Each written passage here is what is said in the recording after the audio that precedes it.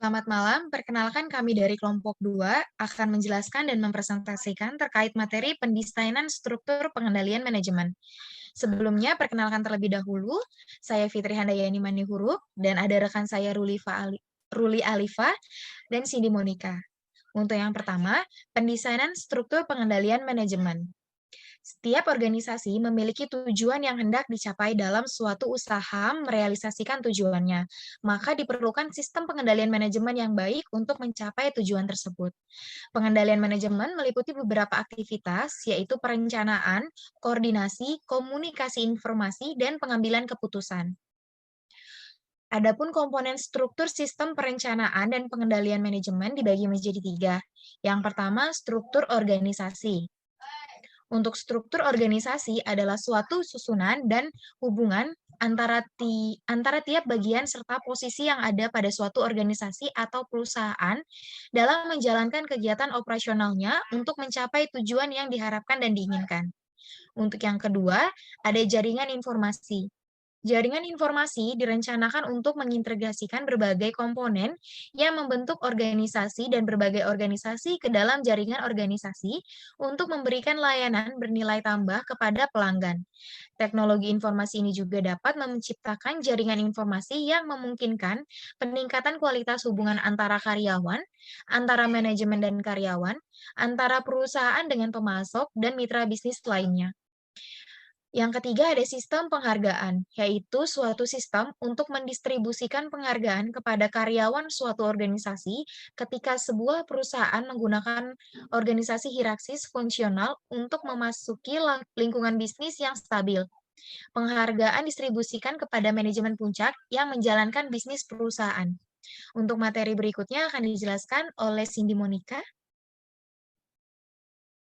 Selanjutnya, ada proses sistem pengendalian manajemen, di mana proses sistem pengendalian manajemen ini dibagi menjadi 6 tahapan. Yang pertama, ada perumusan strategi. Perumusan strategi adalah cara yang dipilih oleh manajemen untuk mewujudkan suatu hasil yang sesuai dengan visi melalui misi organisasi. Tipe strategi dapat dirumuskan menjadi 3. Yang pertama, ada grand strategi, yaitu usaha terus-menerus dan terkoordinasi untuk mencapai tujuan jangka panjang organisasi. Yang kedua, ada generic strategi, yaitu usaha untuk mewujudkan biaya total terendah atau diferensiasi luas dengan fokus pasar luas atau sempit. Dan yang ketiga, ada value-based strategi, yaitu usaha untuk mengarahkan manajer agar bertanggung jawab atas penyerahan produksi atau jasa yang memberikan value terbaik untuk pemenuhan kebutuhan tertentu customer, dan penciptaan sistem strategik untuk secara berkelanjutan melakukan improvement terhadap value tersebut dan menunaikan kewajiban perusahaan. Tahap perumusan strategi adalah tahap yang sangat menentukan kelangsungan hidup dan pertumbuhan organisasi. Karena dalam tahap ini dilakukan pengamatan terhadap tren perubahan lingkungan makro, lingkungan industri, dan lingkungan persaingan. Berdasarkan hasil pengamatan tren tersebut, kemudian dilakukan analisis SWOT untuk mengidentifikasi peluang dan ancaman yang terdapat di lingkungan luar perusahaan dan mengidentifikasi kekuatan dan kelemahan yang terdapat di dalam perusahaan. Yang kedua, ada perencanaan strategi. Strategi yang telah dirumuskan dijabarkan ke dalam bentuk rencana strategi atau strategic plan yang terdiri dari 3 komponen. Yang pertama ada strategic objective, yaitu penjabaran strategi ke dalam sasaran-sasaran masa depan yang dituju oleh perusahaan di dalam mewujudkan visi organisasi. Yang kedua ada target, yaitu tonggak-tonggak untuk menandai pencapaian di sepanjang perjalanan untuk mewujudkan strategic objektif. Dan yang ketiga ada strategic inisiatif, yaitu berupa program tindakan atau action program yang akan dilaksanakan oleh perusahaan di masa depan.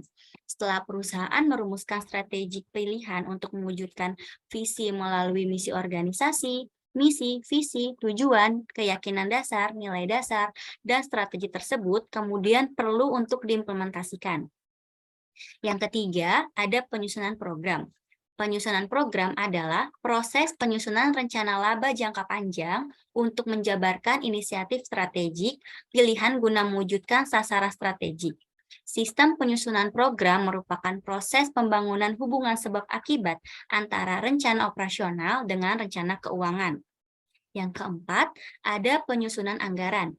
Penyusunan anggaran adalah proses penyusunan rencana laba jangka pendek, biasanya untuk jangka waktu 1 tahun atau kurang, yang berisi langkah-langkah yang ditempuh oleh perusahaan dalam melaksanakan sebagian dari program. Yang kelima, sistem pengimplementasian. Dalam tahap ini, manajemen dan karyawan melaksanakan rencana yang tercantum dalam anggaran ke dalam kegiatan yang nyata. Dan yang terakhir, yang keenam, yaitu sistem pemantauan. Pengimplementasian rencana perlu pemantauan. Hasil setiap langkah yang direncanakan perlu diukur untuk memberikan umpan balik bagi pemantauan pelaksanaan anggaran, program, dan inisiatif strategik. Selanjutnya akan dijelaskan oleh Ruli.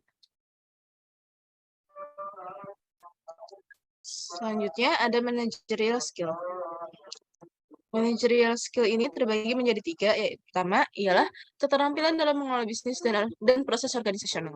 Untuk menjalankan sistem pengendalian manajemen yang telah disusun, manajer perlu memiliki keterampilan, yaitu yang pertama, menciptakan bisnis, yang kedua, merancang organisasi secara efektif dan memberikan layanan bagi bisnis yang telah dipilih, dan yang ketiga ialah mengembangkan sekelompok manajer dan leaders yang mengkoordinasi dan memudahkan pelaksanaan proses bisnis dan proses organisasi.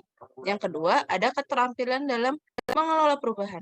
Untuk menjalankan sistem pengendalian manajemen, manajer perlu memiliki kemampuan untuk memicu dan mengelola inovasi dan perubahan.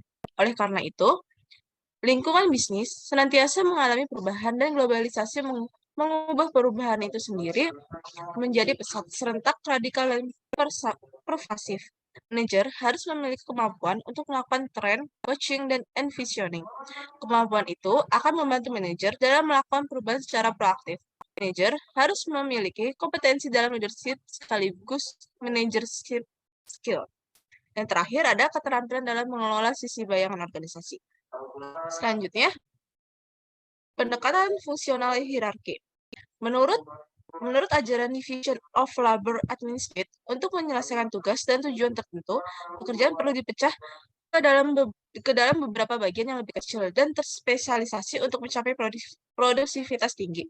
Di dalam pendekatan fungsional hierarki ini ada 3, yaitu yang pertama, karakteristik pendekatan fungsional hierarki. Di dalam karakteristik fungsional hierarki, yaitu ada 4 bagian. Yang pertama, pendekatan ini menjadi pekerjaan ke dalam tugas-tugas terpisah. Yang kedua, berurutan dan sempit, serta mengkelompokkan kembali berbagai tugas terpisah tersebut ke dalam departemen. Yang kedua, ada organisasi dibagi ke dalam fungsi-fungsi atau unit terspesialisasi. Yang ketiga, setiap orang melapor dan bertanggung jawab ke seseorang atasan untuk yang aktivitas dan tujuannya juga secara relatif dan terspesialisasi. Yang terakhir, sistem koordinasi dan pengendalian dilakukan dengan menyalurkan informasi ke atas dalam hierarki dalam organisasi ke tangan pengambil keputusan yang diharapkan dapat menjamin bahwa semua bagian yang terspesialisasi sesuai satu dengan yang lainnya dalam pencapaian tujuan organisasi. Yang kedua, di dalam pendekatan fungsional hierarki ada manfaat pendekatan fungsional hierarki. Di manfaat ini ada 3 manfaat. Yang pertama, organisasi dapat menjadi efisien karena pendekatan fungsional hierarki mendukung skala ekonomi yang dimanfaatkannya, sumber daya, berbagai customer atau produk. Yang kedua, ada organisasi mengkelompokkan ahli yang memiliki latar belakang yang sama dan membekali pengetahuan dan keterampilan untuk membuat mereka mampu menyelesaikan tugas mereka. Dan yang terakhir, organisasi menerapkan pengendalian ketat yang memang diperlukan jika sebagian besar angkatan kerja tidak terdidik. Yang ketiga, di pendekatan fungsional hierarki ada pengukuran kinerja dalam organisasi fungsional hierarki. Dilakukan dengan membentuk yang pertama, pembentukan pusat-pusat pertanggungjawaban. Yang kedua, ukuran kinerja pertanggungjawaban. Di dalam itu semua terdapat dampak pendekatan fungsional hierarki terhadap mindset personal. Yang pertama, sikap tanggung jawab, pendekatan tujuan, dan penghargaan manajerial terpecah-pecah ke dalam bagian kecil dan sempit. Yang kedua, personal yang bekerja dalam fungsi atau unit cenderung berfokus ke tugas atau tujuan yang menjadi spesialisasi mereka. Dan yang terakhir, karena tujuan kinerja dititik diberatkan pada perspektif keuangan, manajer pusat pertanggungjawaban menjadi berwawasan jangka pendek. Selanjutnya akan dibaca oleh rekan saya Fitri Handayani.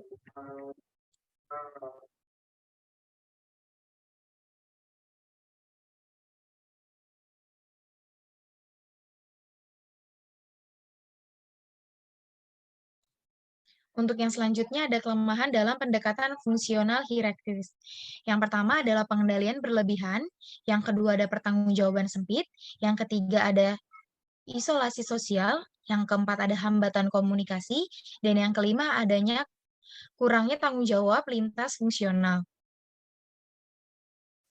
Untuk kesimpulannya, kita dapat simpulkan rangka pendesainan struktur sistem perencanaan dan pengendalian manajemen merupakan suatu sistem yang digunakan untuk merencanakan berbagai kegiatan, perwujudan visi organisasi melalui visi pilihan untuk mengimplementasikan rencana dan memantau pelaksanaan rencana kegiatan tersebut. Pendekatan pengorganisasian modal manusia ditentukan oleh yang pertama itu sifat pekerjaan yang digunakan untuk mewujudkan tujuan organisasi, dan yang kedua lingkungan bisnis yang dihadapi oleh organisasi itu sendiri. Sekian presentasi dari kelompok kami, kurang lebihnya mohon maaf. Selamat malam.